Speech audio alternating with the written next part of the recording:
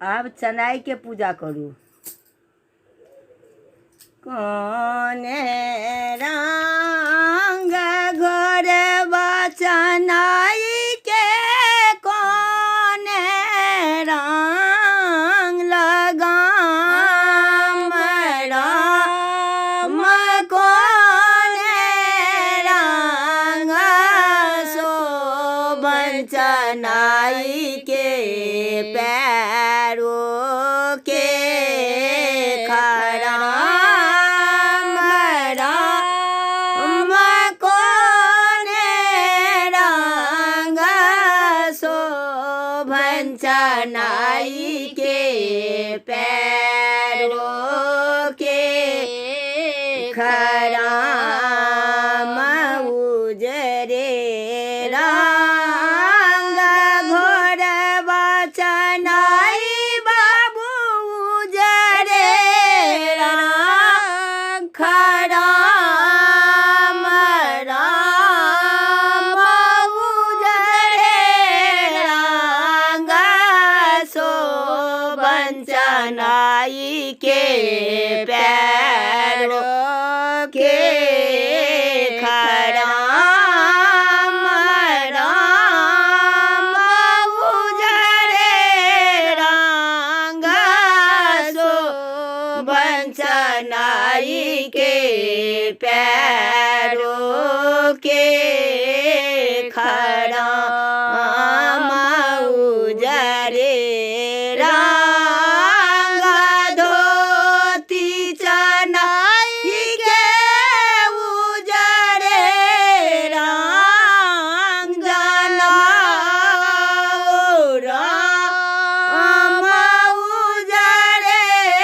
रंग शोभन चनाई के माथा के राम उजरे रंग शोभन चनाई के सिरा के पाग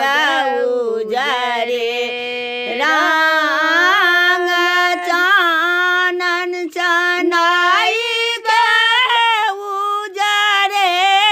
रंग अच्छा राम उजरे फूल सा पूजा कर बंचनाई बाबू के राम उजरे फूल सा पूजा कर बंचनाई बाबू के जाही बंसाए चनाई बाबू ताही बन जाओ